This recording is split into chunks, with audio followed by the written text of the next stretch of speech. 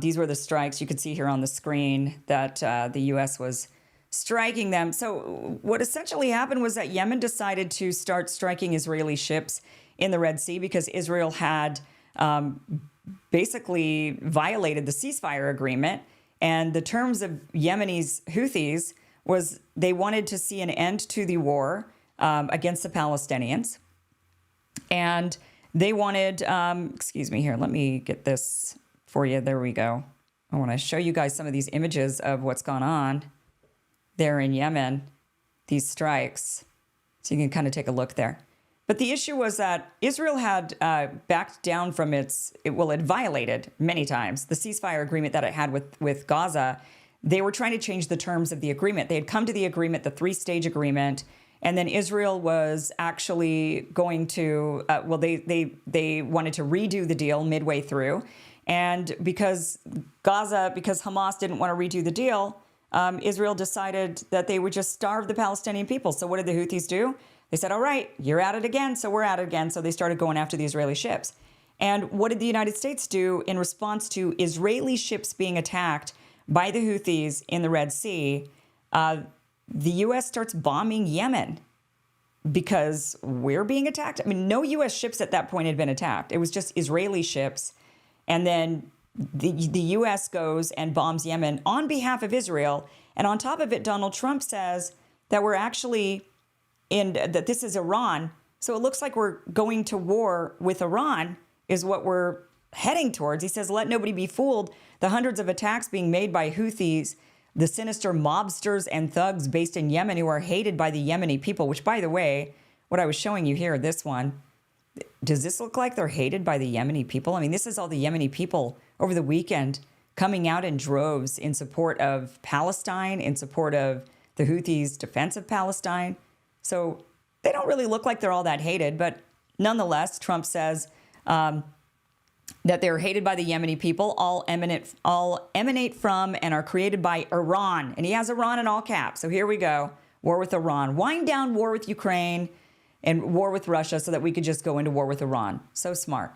Any further attack or retaliation by the Houthis will be met with great force, and there is no guarantee that the force will stop there. Iran has played the innocent victim of rogue terrorists from which they've lost control, but they haven't lost control. They're dictating every move, giving them the weapons, supplying them with money and highly sophisticated military equipment, and even so-called intelligence. Every shot fired by the Houthis will be looked upon from this point forward as being a shot fired from the weapons and leadership of Iran, and Iran will be held responsible and suffer the consequences, and those consequences will be dire, says Donald Trump, President of the United States of America. Are we going to war with Iran on behalf of Israel? Because how does it benefit the United States for us to go to war with Iran? What is in it for you or me if we go to war with Iran? Would you even notice, besides the fact that our kids are being sent off to die in Iran for Israel? Does that make sense to anybody here? Is this America First? Is this what Donald Trump was elected on? Because I'm pretty sure it was to end wars, not to escalate them.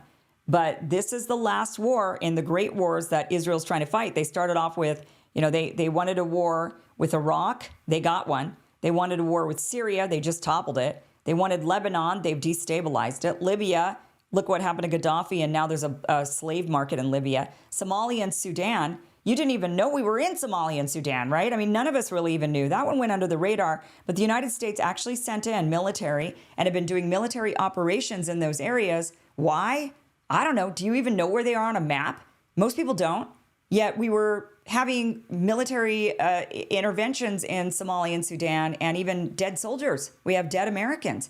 Because of why exactly? Oh, because Israel had it on their list, and we quietly went and helped them do whatever it was they wanted us to do for them in Somalia and Sudan. And now they want us to go and take out Iran. That is the final one, and that's the one they want the most. And they've got their puppet now, Donald Trump, completely in office. He's doing everything that they want. And it looks like he's also marching us to war with Iran by bombing the Houthis. The Houthi leader, he did actually, he made a statement. Let me grab his statement here. He says, sorry, my internet is a little slow today. I might not be able to get to what he said because I don't have it right in front of me, unfortunately, but he did make a statement saying essentially that he was going to now be going, oh, here it is. Okay, this is what he says. He says, Yemen's stance has been clear. Our decision to support the Palestinian people, including our move to block Israeli maritime navigation that clearly targets the Israeli enemy and no one else, is aimed solely at pressuring Israel to open the crossings, allow the entry of humanitarian aid, and put an end to the starvation of Gaza. So they're asking for one thing and one thing only. Stop violating the ceasefire agreement. Let the humanitarian aid into Palestine. We are going to block your ships because we can until you do that, because we're the ones in a position of power and the people in Gaza are starving to death. So he says our nation's decision to support the Palestinian people by blocking Israeli navigation and enforcing restrictions against the enemy comes from this humanitarian, moral, religious, and faith-driven commitment. It is a means to press for the entry of aid and to end the starvation of 2 million Palestinians in Gaza. This is not a minor issue that can be ignored. It's a grave humanitarian crime against millions of people. Thus, when the American enemy escalates its aggression through airstrikes, it will not achieve its goal of pressuring us into retreating from our position.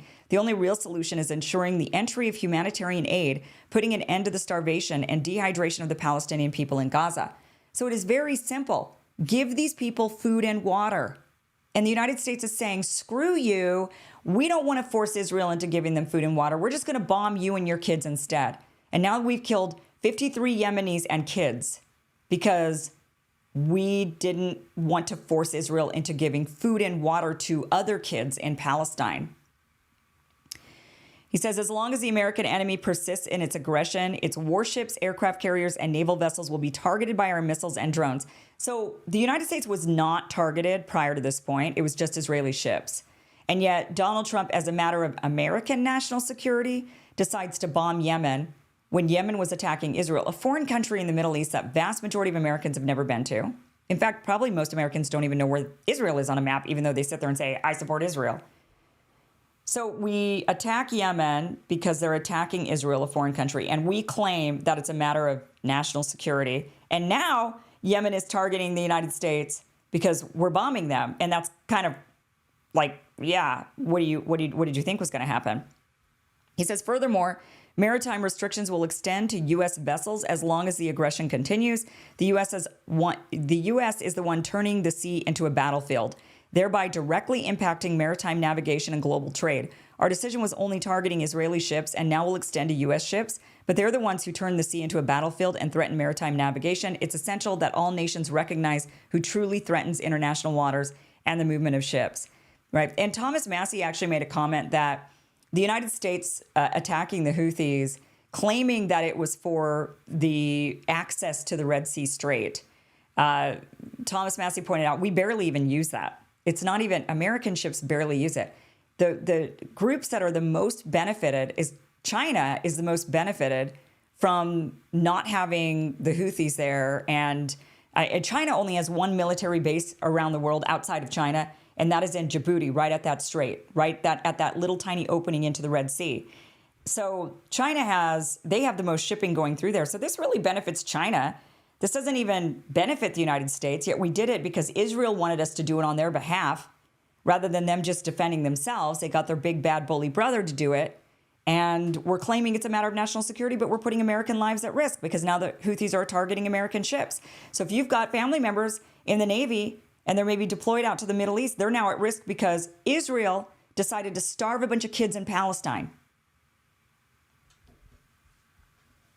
How is this an America First agenda? How is this an America First agenda? How is going to war with Iran an America First agenda? How is any of this? Is everybody just fully aware that we're completely bought off at this point? I mean, we are an Israel First nation. We're doing everything at their behest. Our foreign policy is completely controlled by them. That is so obvious. Trump is doing some of the token things here in the United States in order to keep Americans quelled, so that it's not obvious that really we're spending all of our money and might on Israel and at the behest of Israel. So we'll do some little token things like jail a protester. That's one guy. We're going to jail one protester because that makes you feel like, oh, something's happening. Or we're going to take a plane load of 100 Venezuelan gang members and send them off to El Salvador. And then you feel like, wow, something's actually changing for the better. Meanwhile, we're going to go to war with Iran. And because that's the thing that Israel wants the most. That's what the Israeli people want the most. And since we work for them, that's what we're doing. I mean, this is just absolutely insane. This is not the America First agenda that everybody voted for. That is for sure. So is Trump going to turn this ship around? I don't know. It just seems to be getting worse, not better. Thanks for watching this clip from the full Kim Iversen show, which has a new show time. Catch the full Kim Iversen show, 2 p.m. Pacific, 5 p.m. Eastern. Head to KimIversonShow.com. See you there.